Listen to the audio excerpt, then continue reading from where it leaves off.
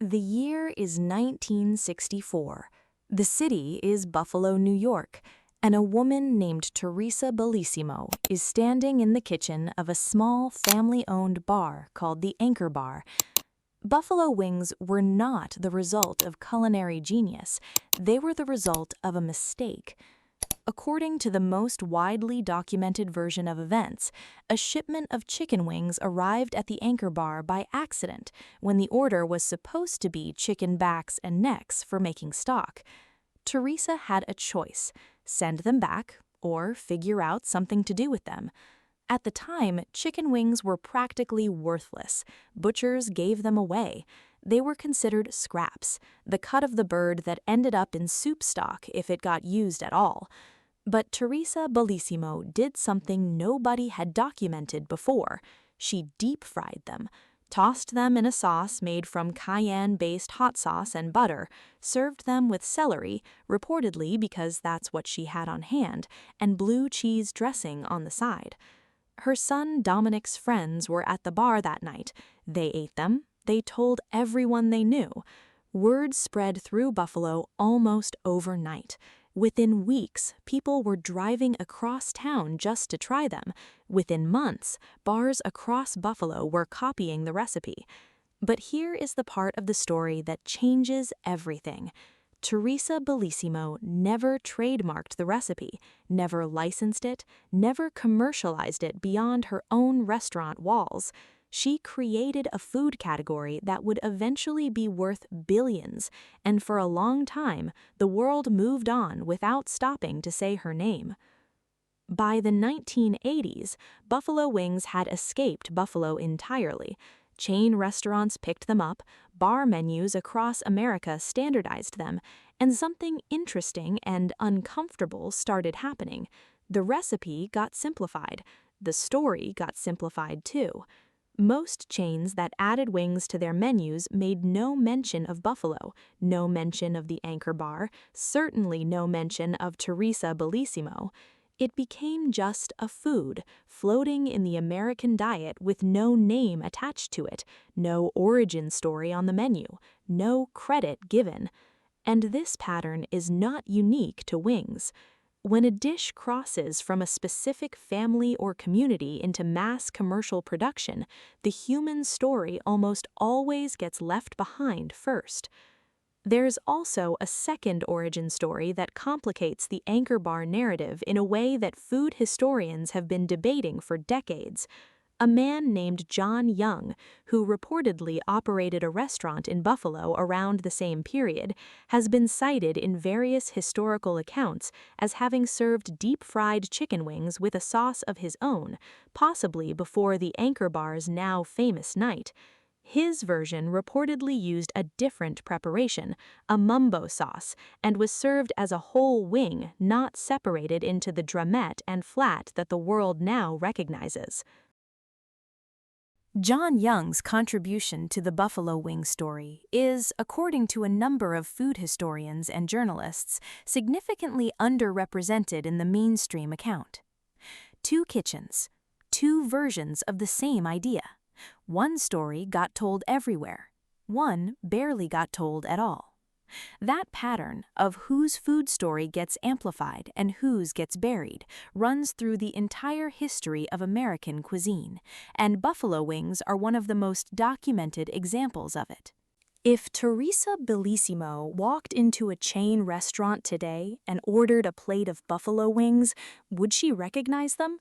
Probably not entirely.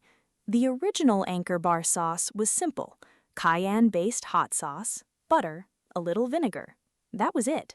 No garlic butter glaze, no honey chipotle, no mango habanero, no Parmesan truffle drizzle. A major chain today can list 15 or 20 sauce options, most of which have no relationship to the original recipe at all. And the wings themselves have changed just as much. The commercial chicken industry has spent decades selectively breeding birds for maximum size. Modern chicken wings are reportedly significantly larger than they were 60 years ago.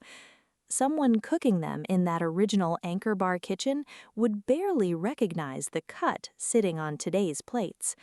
The celery and blue cheese, once an essential part of the cooling contrast, has been quietly dropped by many chains or swapped for ranch dressing.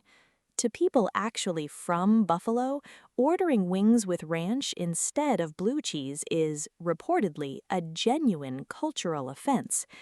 The city has a fierce, documented identity around its wings. Neighborhood competitions, festival debates that have gone on for decades, deeply held opinions on what counts as a real wing and what doesn't.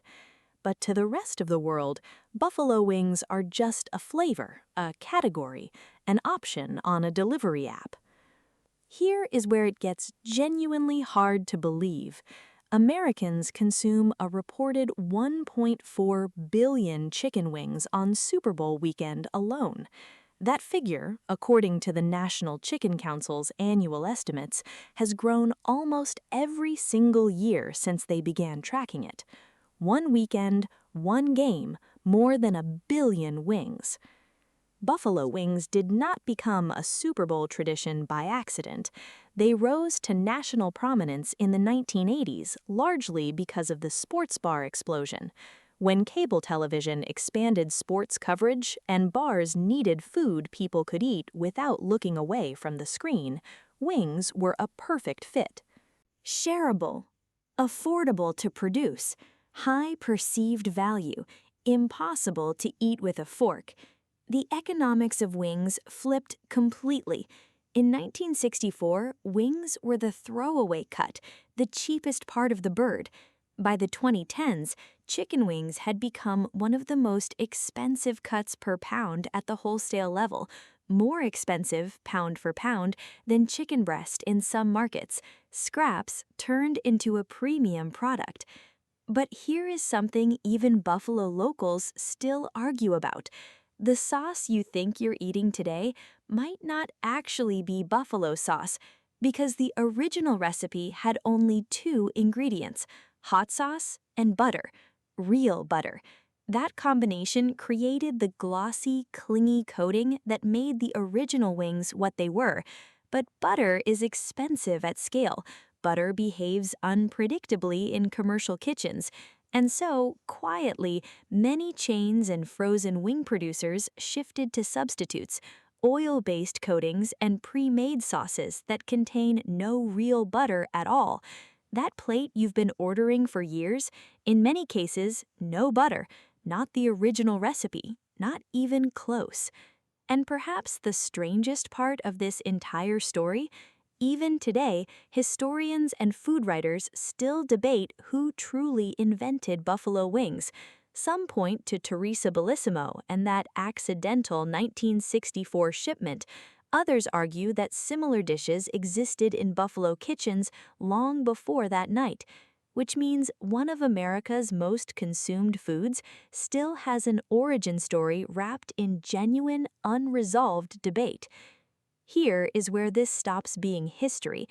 Think about the last time you ordered buffalo wings. Chances are you didn't think about where they came from. You just tapped the same item you've ordered 100 times before. You have been living inside this story the entire time. The Anchor Bar is still there. Tourists still line up to taste the original. But the massive machinery built around wings, the chains, the frozen food brands, the delivery platforms, grew far beyond that little kitchen on Main Street. The name traveled everywhere. The economic return didn't follow. And Teressa Bellissima, who reportedly came up with the recipe in minutes, trying to make something out of nothing, died in 1985. She wasn't trying to build an empire. She was trying to feed hungry customers on an unexpected Friday night. She never patented the recipe, never licensed the sauce, never turned it into a franchise. She just cooked, and the world built an empire around that moment. Behind every famous dish is someone most people have never heard of, someone standing in a kitchen, solving a problem with no idea they were creating history. If you want to know the real story behind the foods you eat every single day, subscribe right now. We go deep on every dish. No textbooks, no padding, just the real story. And one question Buffalo fans have argued about for decades: blue cheese or ranch? And if you're actually from Buffalo, drop a comment and tell us what the rest of the world still gets wrong about your city's most famous creation. We read every single one.